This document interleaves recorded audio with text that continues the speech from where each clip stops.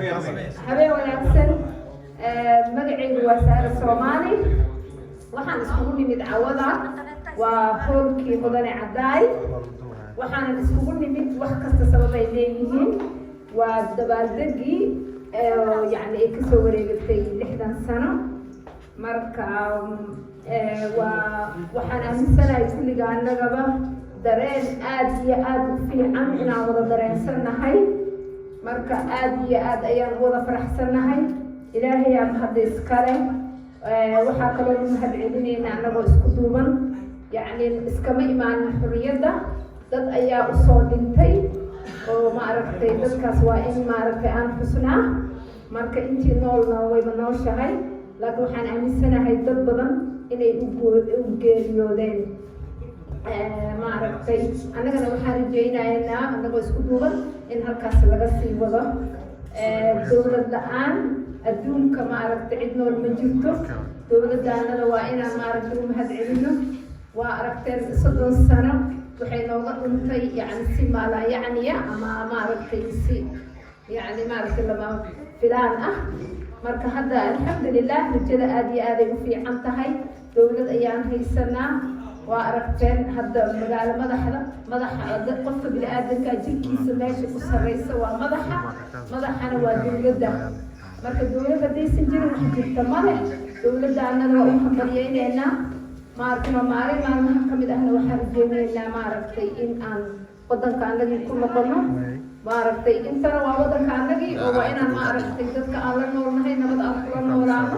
haddana qof kastaba dareen uu leeyahay dareenka waxaad ogaatiin cawada dhibka jira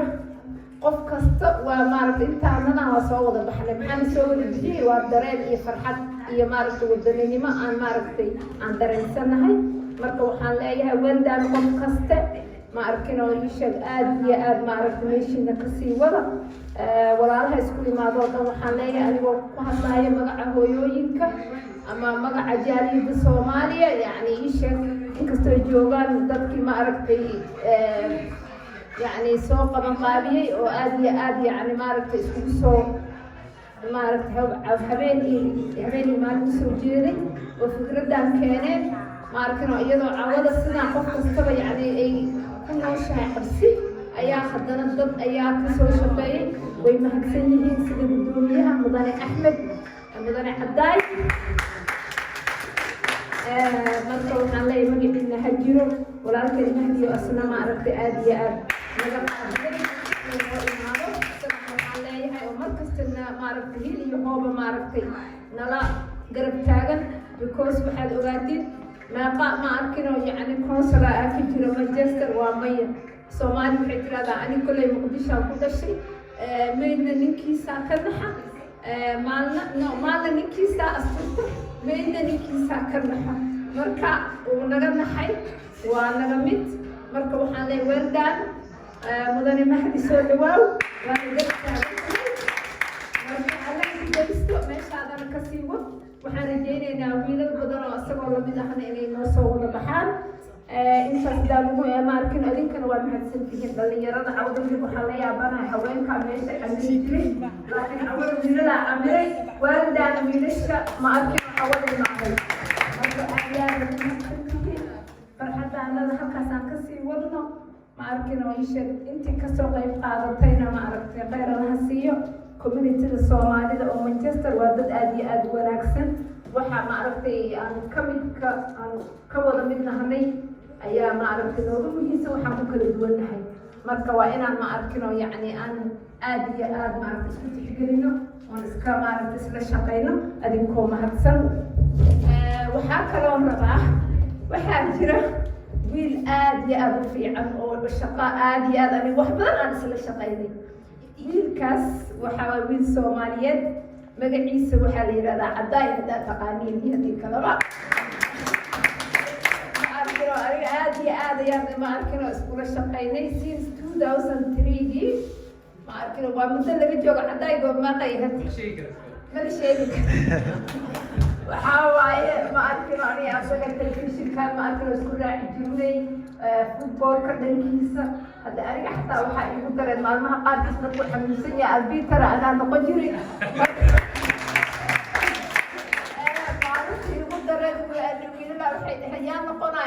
qabanaya iri ciyaarta waxay dhaheen saad yeele Soomaali ma ogta gabar la lisaa waxaa iri dabaysha dadkay u socota lee u leeyahay wado marka Aday wuxuu qabtaa arrimo tiro badan bulshadaanada Soomaaliyeed markii aan ku furo uu nala kufaa markaan oyna uu nala ooyaa markaan qosolnada uu nala qoslaa lama maaragtay lama wax la tiri karo maaragtay madaxa sida maarkino aad ogtihiin hadda ma arkino xuriyadda aad uga soo shaqeeyay yani xilliga hadda haddii aan tusaale camal siinsiiyo awada waxaa halkaan yani aan rabnaa inaan ku guddoonsiino trophigaas halkaas yaalla waa asagaa shaqaystay because dad badan ama Manchester wada degan ma arkino ii sheeg asaga ayaa ma arkino aan u garanay sababtana waxaa waaye waa 60 guuradii waaye hase ahaatee 60 kilomitir ay ila lugay haddaa taqaaniin ayuu ma arkino yani uu kasoo u dhameeyey marka walaalkeen waxaan leeyahay kusoo dhawaaw adi maa siinaayo marka okay waaye marka waxaa siinaayo waxaa waaye mudanaha Manchester gudoomiyaha mudane Axmed iyo walaalkeen Kowsar Mahdi iyo anigoo Sahara Soomaaliya marka kulligeen waxaan u malaynayaa waad ka qayb qaadateen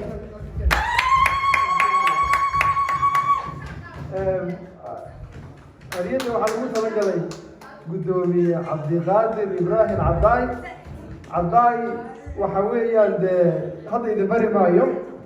nin Soomaaliya oo dhaba oo runtii jecel horumarka dadka magaalada weeye sida Sahar sheegtayna mar kasta Cadaay waxa uu kaalinta koowaad kaga jiraa sidii mataqaanaa dadka la isugu ururin lahaa sidii sportiga loo taageeri lahaa nin runtii jira weeye mar kastana qiimo weyn ugu fadhiyaa bulshada haddaba Cadaay hadda muddo isnaqaanay waanu saaxiibo ahayn barnaamij la yidhaahdo walaal ila luge iyo walaal ila orod hadda mataqaanaa uu wadaa marka Cadaay war kasta waa inaan u hambaliyo runtii siduu bulshada mataqaanaa arrimaha bulshada aad uga qayb qaato marka Cadaay soo dhawow baashana waa aad ugu talagalay aad iyo aad umahadsantihiin runtii waxaan halkan mahad gaar ah aan ugu soo jeedinayaa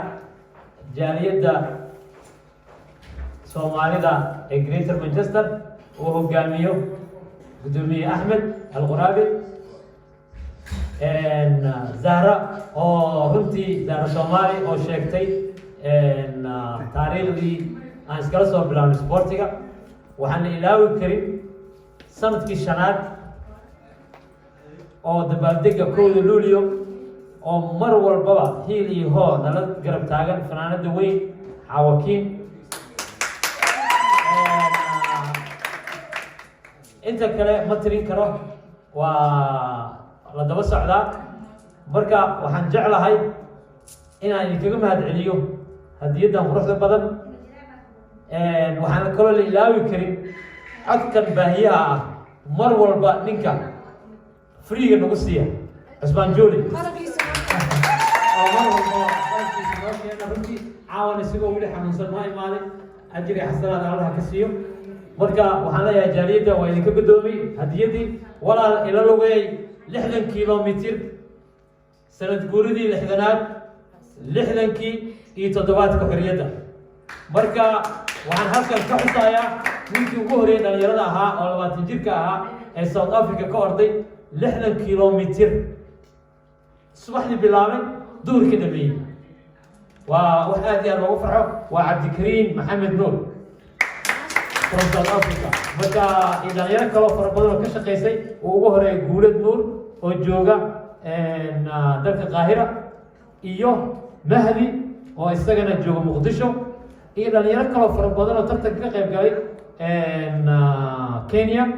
waxaan kaloo la ilaawi karin shalay oo 60 kilomitir dhamaystay Xasan Waraawe Cadde from Norway oo Oslo ka yimid isagana waxaa kaloo jira Cabsaaq Dheere Mareykanka aan la ilaawi karin marka haddii aan dadkii ilaaway aan la igara lahaado Bashir from Belgium oo asigana Belgium ana Brussels ka yimid oo runtii scorekii